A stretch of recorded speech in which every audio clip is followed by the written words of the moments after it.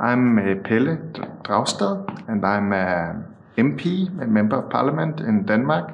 I'm the leader of my party, Enhedslisten.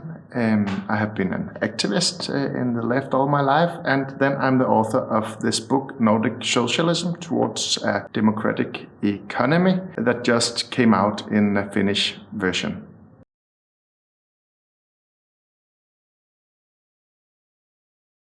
I use the term Nordic socialism both descriptively and you could say prescriptively. I use the term to describe certain features in the Nordic economies, namely big amount of common ownership and democratic ownership to our production apparatus, in our public sector, in our cooperative sector, and a great amount of decommodification, which means that we have converted things that before we had to buy in a market into social right, for example, healthcare, education, and so on and so forth. And I describe these features as socialist modes of production inside our economy. And then I use the term also kind of for a vision, because I think that building on these features, we could go even further in the direction of a more democratic and you could say socialist economy.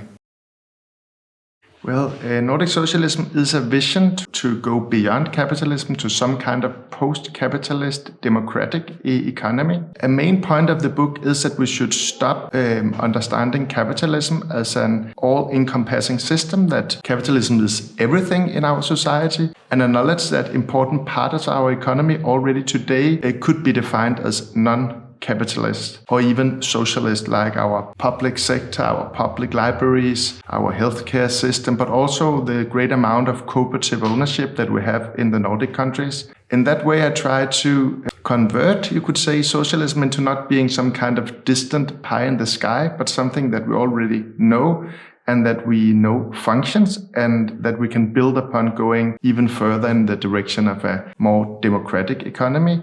So it's kind of expanding the democratic principle from the political sphere into the economic sphere and our daily working lives.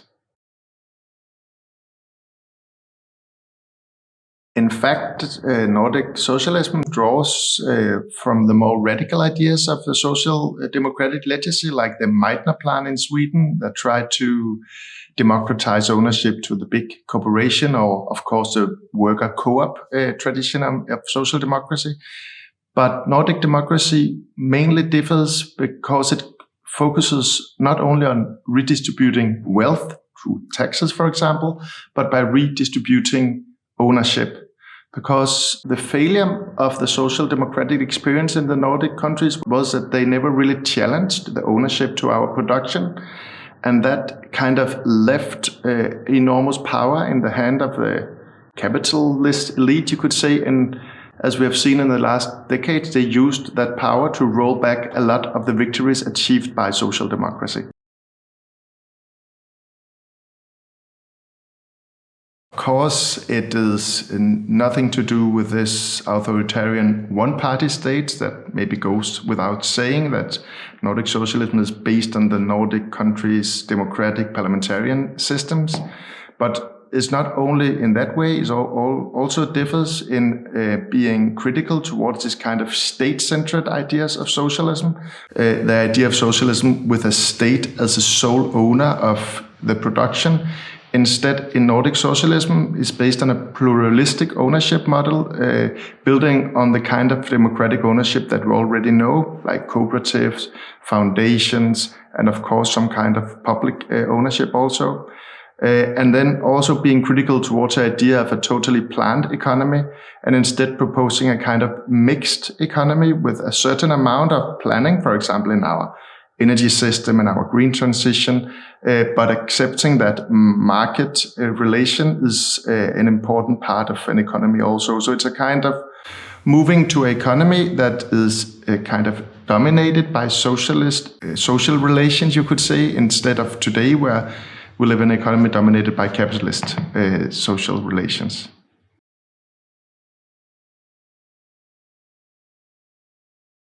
Nordic socialism is based on a strong civil society and is skeptical towards too much state power. So it focuses more on direct ownership forms like co-ops, or different kinds of ownership by consumers, by workers, by small producers, instead of the idea of a powerful state with sole ownership.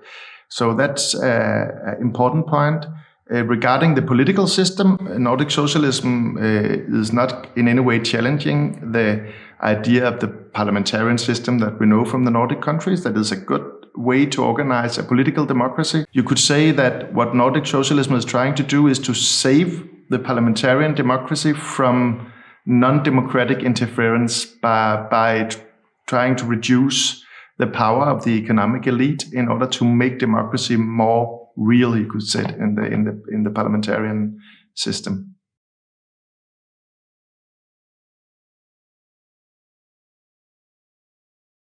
Absolutely, of course, and I will go even further, stating that I think in order to really fulfill the liberal values, some kind of democratization of our economy is necessary.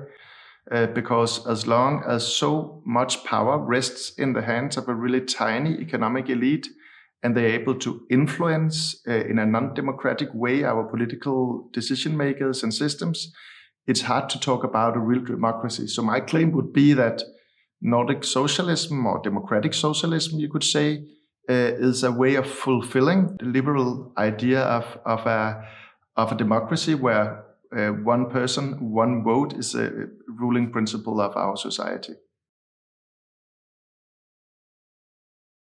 In my book, I challenge the binary idea of that we're having to choose among either a totally planned economy or a totally market economy. Because in reality, in real economies, there have never been a pure market economy and never been a pure planned economy. Even in the darkest time of Stalinist planning, there was a certain amount of market forces. And in the countries like Finland or Denmark that we called market economy, in reality, we have a lot of planning, for example, our public sector. So instead of viewing them as two distant systems, it's more like a continuum.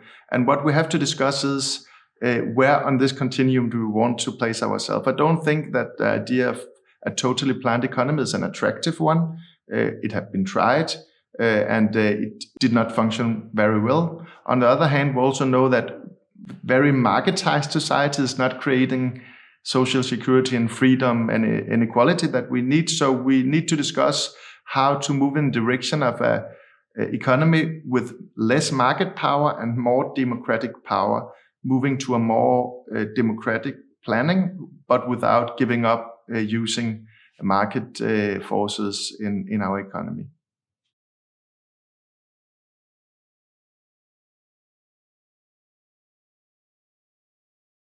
Actually, I think that's one of the main ideas of the book also, because we don't need to understand socialism as kind of totality where all of production is organized in the same way. For example, that as some socialists view the state ownership as the only way to organize socialism. In Nordic socialism, there's no problems at all in having small businesses, entrepreneurs, as long as their economic power does not kind of block the democratic principles of the society. Actually, I think every society needs entrepreneurial efforts from people. That could be individuals or groups. So Nordic socialism in no way puts an obstacle to small businesses, but it stresses that we need to democratize, for example, the working life, and in order to make also the one who work in a company having more influence than today.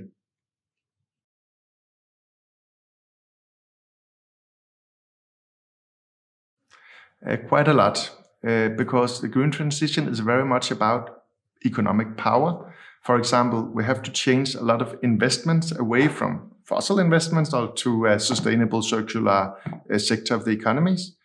But the problem is that it's not democracy or not the people taking these kind of decisions today. It is banks, corporations, equity funds, etc. So, for example, by creating a strong public investment bank, we're doing two things at the same time. We are moving in a more democratic socialist direction with the economy, but we're also creating a strong tool in order to make the green transition. So I think democratizing the economy and economic decision making is an important tool to achieve the green transition.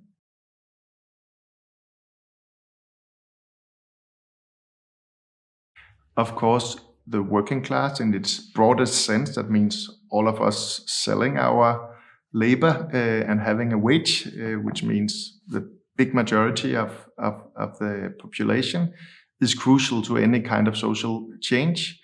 For example, democratization of our workplaces is not something that should be imposed from above, but a demand growing from below.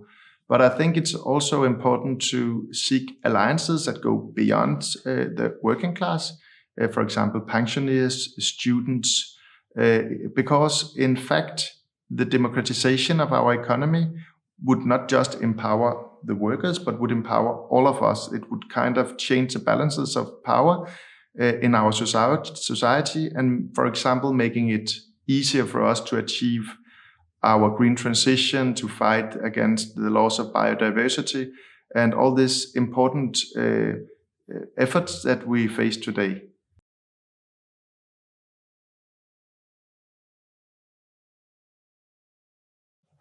Of course, that would depend on the correlation of forces among parties, but also the correlation of forces in society to have a strong union movement, for example. But I think that it's really important for left-wing parties always to think strategically when they have power, national, local, regional power, to use it to make this kind of more structural changes, for example, expanding different kind of social ownership, or, for example, giving people new rights, decommodifying parts of the economy. I met Lee Anderson the other day, and she told me about the left party achieved this making hobbies for kids free. So that's a good example of how to change something that was a commodity into a social right.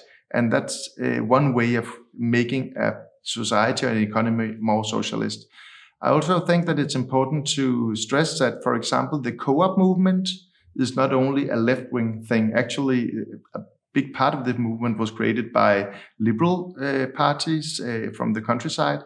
And in Denmark, actually, in the last couple of years, we succeeded in creating a big majority in parliament who supports making it easier to create co-ops or being a co-op in the Danish economy. So I think even in this kind of coalition situation, if the left think strategically and really have a vision of trying to move our economy in a more democratic direction, I think we can achieve a lot. But of course, it would be easier with a left-wing majority to make more radical reforms, but we should never stop trying to do this reform, and we should always be strategical in when we choose our fights, if you could say so, when we're part of a coalition government.